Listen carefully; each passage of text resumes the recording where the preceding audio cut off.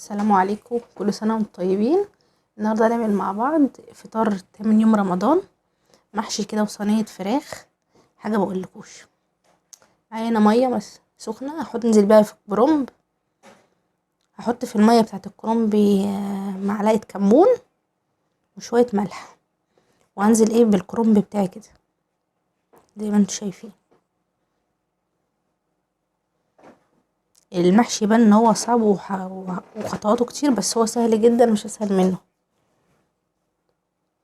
نزلت كده بكم ورقة كده من الكرنب. انا كنت جايبه هنا كرنبة صغيرة.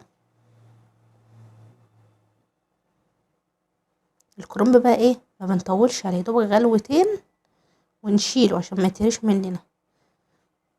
ويتشال. نروح على طول فاتحين الحنفية ومنزلين الحنفية المية الساقعة عليه، عشان السخونية بتاعته ما تفضلش تسوي فيه حتى لو احنا خرجناه من المية. هنا بقى عمالة اشيل واحط. هنا بقى نعمل التسبيكة. زيت كده على معلقة سمنة تقدح، هروح من نازلة بالبصل والفلفل الاسود مع البصلة وهي بتتحمر.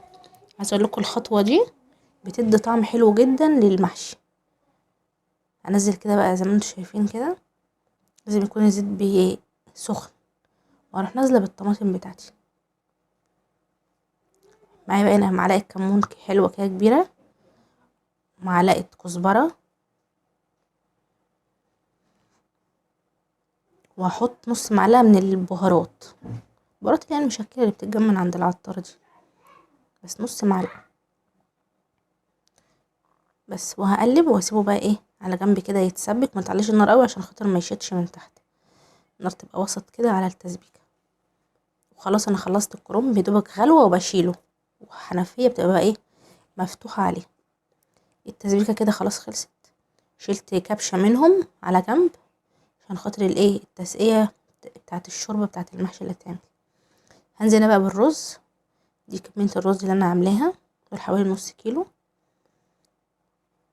وطبق خضره كده صغير، خضره مشكله. وهشوح. الخطوه دي بتدي طعم حلو قوي للمحشي، انك تشوحي كده بس الرز مع الخلطه والخضره، بتدي طعم جميل قوي. حتى هتلاقوا شكل المحشي اختلف، شكل الخلطه اختلفت كده بعد ما اتشوحت. مش هنطول عليها عشان برضه ما تستويش الرز معانا، تستوي وتلاقيها معجنه مش مفلفله في المحشي. لقيت الملح ناقص، زودت شويه ملح كده ورحت مقلبه. بص شكل الخضره، خلطه المحشي كده عامله ازاي، تجوع لوحدها من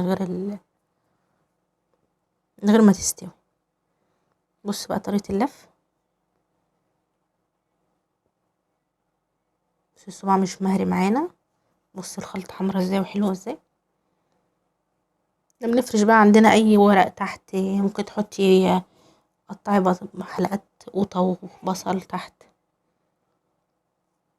بس تحطي كده وما تمليش الورقه. بصي تفردي كده وتبرمي المحشي، عمره ما يفتح منك ابدا. وهنا برضو ممكن معايا بتنجان. البتنجان يتحط عادي مع الكرنب في حله واحده. الورق العنب هو اللي بيتسوى لوحده، والكوسه برضو تتحط عادي مع المحشي، مع مع الكرنب والبتنجان عادي في حله واحده. لكن الورق العنب بيتعمل لوحده. برضو البتنجان بصوا يبقى فيه كده عقله من الصباع فاضيه، عشان لما يستوي ما ينطرش بره وتلاقيه فتح منكم. هعمل معاكم كده واحده تانية. بصوا تسيبوا عقله من الصباع عشان خاطر ما يستوي طبعا بيعلى. هنا خلصت كده زي ما انتم شايفين كده شكله. اللهم صل على النبي. يعني نبدا هنا خلط الفراخ. معايا هنا بصلتين كده معاهم طماطمايه، ضربتهم في الكبه. ومعايا هنا معلقه فلفل اسود، معلقه بابريكا، معلقه كمون، كزبره. الكزبره دي حلوه جدا. نص معلقه بهارات والملح. بس هدعك بقى بيهم البصله كده. تدعكوا بيها البصله كويس قبل ما تحطوها في على الفراخ. وهنا ده شويه دبس رمان، معلقه دبس رمان، معلقه مستردة، دي كلها اختياري. وده معلقه ايه شطه حاره. كل الحاجات دي اختياري، ما عندكوش كل الكلام ده تكتفي خالص بالبهارات. دي حاجات عندي فانا حطيتها اضافيه يعني، لكن من غيرها بتبقى طعمها برضه حلو جدا الخلطه دي.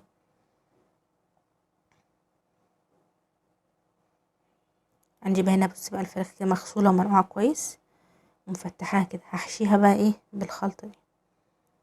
كل ما تسيبوها مثلا في التتبيله دي اكتر كل ما تبقى احلى. يعني انا دي كنت عاملاها من الصبح، عملتها الصبح بدري، قلت عشان ايه تشرب في الطعم بتاع التتبيله كده. اهو برضو هحشي برضو الورك، برضو مفتحاه كده بالسكينه وسايبها. هعمل لكم بنزل لكم خلطه المحلول النقع اللي بنقع في الفراخ، نزل كل بقى الدم اللي في قلبها والزفاره، وتبقى ريحتها جميله. وما تتعمل مبقاش فيها دم ولا اي حاجه، وبتبقى ريحتها تحفه. حطيتهم كده زي ما انتم شايفين. انزل بقى كده بيت البصل على وشها وهسيبها هتنقع قبلها بليله بليلتين. كل ما بتسيبيها كل ما يبقى احلى. على النار بقى هنا هحط الفراخ تاخد لها ايه غلوتين. والمحشي حطيت على الشوربه معلقه الصلصه، قلت لكم نشيلها على جنب. وبصوا المحشي قبل ما بنعليش الشوربه على الطبق، بتبقى تحت قبل الطبقه الاخيره. اول ما توصل كده وتبقبق بنروح موطين النار. متنسوش بقى تعملوا اللايك والشير والسبسكرايب. بص الفراخ كده ايه، ان انا كنت واخده حته كده اشوفها استوت ولا لا، اشوفها بتشد معايا ولا مظبوط. خلاص كده ادخلها بقى ايه على الفرن تاخد وش. وهنا المحشي كده استوى بقى زي الفل. بص محشي شكله عامل ازاي. الله الله. بص الصوابع مفيش صباع فك، نفس الرصه اللي احنا حطيناها. انا مش عارفه ما رضيتش اقلب لكم. بص البتنجان ما طلعش قوي منه الرز كده، الرز طالع منه مظبوط. لو كنا مليناها بقى كانت تلاقيها بقى عملت على وش الحله كلها معجنه. بص عامله ازاي الصباع صباع. ودي صينيه الفراخ بص شكلها عامله ازاي. عايزه اقول لكم طعمها كان تحفه وطعم المحشي كان جميل قوي. كل سنه وانتم طيبين. بص انا هوريكم الفراخ دايبه ازاي. يا رب تجربوها بالطريقه دي. وما تنسوش ان شاء الله وصفات كتير جايه في رمضان حلوه. تابعونا. والعيد كل وصفات العيد نازله معانا، والحلويات بتاعه العيد والكحك والبسكويت. انتظروا مننا كل جديد على القناه ان شاء الله. وكل سنه وانتم طيبين. متنسوش تعملوا الشير واللايك والسبسكرايب، تفرحوني كده بكومنت حلو. بصوا صباع المحشي عامل ازاي. بلح شام، بلح الشام. يلا مع السلامه، باي باي.